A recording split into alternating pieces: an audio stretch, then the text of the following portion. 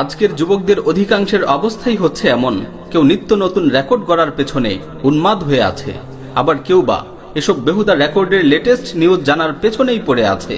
যদি তাদের জিজ্ঞেস করা হয় অমুক লিগে কে সবচেয়ে বেশি চার ছক্কা মেরেছে, কে সর্বাধিক উইকেট নিয়েছে, কে কত রান করেছে, অমুক ম্যাচে কারা গোল দিয়েছে আর কারা গোল খেয়েছে, এসব খেল তামাশা আর বেহুদা প্রশ্নের জবাব তারা খুব দ্রুতই বলতে পারে। কিন্তু যদি তাদেরকে দিনের কোনো বিধিবিধান সম্পর্কে জিজ্ঞেস করা হয়, যদি তাদের সামনে কোরআন ও হাদিস থেকে কোনো আলোচনা করা হয়, তখন তাদের ভাবটাই মলিন হয়ে যায়, চেহারার রং বিবর্ণ হয়ে যায়, যেন এসব ব্যাপারে তারা কিছুই শোনেনি, কখনো এসব বিষয়ে কোনো আলোচনাই তাদের কানে যায়নি।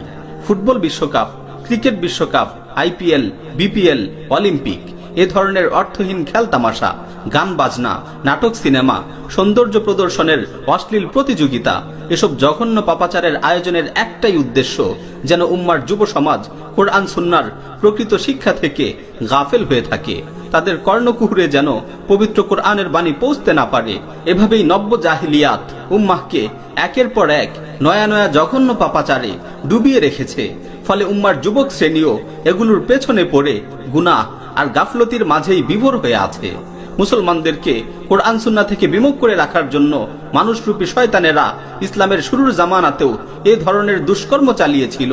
তারা যখন দেখত রাসূলুল্লাহ সাল্লাল্লাহু আলাইহি ওয়াসাল্লাম ইসলামের দাওয়াত দিচ্ছেন বা সালাত আদায় করছেন কিংবা কোরআন তেলাওয়াত করছেন, তারা সেখান থেকে মানুষদেরকে তাড়িয়ে দিত, হইচই, দাঙ্গা হাঙ্গামা, হট্টগোল পাকিয়ে দিত, নানাভাবে প্রতিবন্ধকতা সৃষ্টি করত, যা পবিত্র কোরআনে এভাবেই বর্ণিত হয়েছে।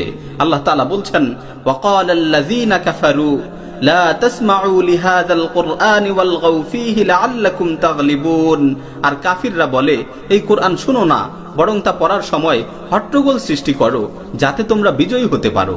তারা অতীতকালের ঘটনাবলী ও কোরআনে বর্ণিত বিষয়াদির মধ্যে ধূম্রজাল তৈরি করে জনমনে ধাঁধা সৃষ্টি করত। এমনকি সত্যের দাওয়াত রোধে বহির্বিশ্ব থেকে কল্পকাহিনী আমদানি করে মানুষদেরকে সেদিকে আকৃষ্ট করার অপপ্রয়াস চালাতো।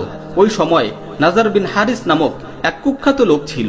সে সব সময় রাসূলুল্লাহ সাল্লাল্লাহু আলাইহি ওয়াসাল্লামের দাওয়াত রোধ করার অপচেষ্টায় লিপ্ত থাকত।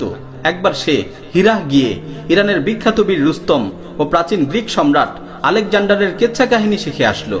রাসূলুল্লাহ সাল্লাল্লাহু আলাইহি ওয়াসাল্লাম যখন কোথাও গিয়ে মানুষদেরকে আল্লাহর আযাব সম্পর্কে সতর্ক করতেন এবং কোরআনে বর্ণিত পূর্ববর্তী জাতিসমূহের ধ্বংসের কথা শোনাতেন, তখন এই নরাধম নজর বিন হারিস সেখানে গিয়ে তার ওইসব উদ্ভট কাহিনী শোনাতো আর বলতো, বলো দেখি কোন দিক দিয়ে মুহাম্মদের কথা আমার কথা থেকে উত্তম।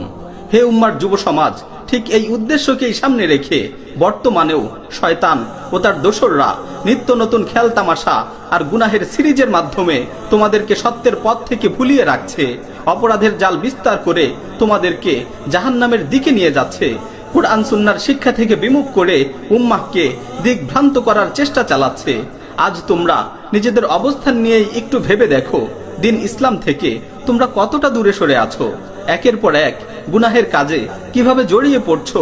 হে যুবক, তোমার জীবনের অতিবাহিত একটি দিনের দিকে তাকিয়ে বলো, গতকাল তুমি কতটা সময় কোরআন তেলাওয়াত করেছো, আল্লাহর বিধিবিধান জানার জন্য কতটুকু সময় কোরআনকে বোঝার চেষ্টা করেছো, কয় ওয়াক্ত নামাজ পড়েছো, আজ পর্যন্ত রাসূলুল্লাহ সাল্লাল্লাহু আলাইহি ওয়াসাল্লামের কয়টি হাদিস মুখস্থ করতে পেরেছো।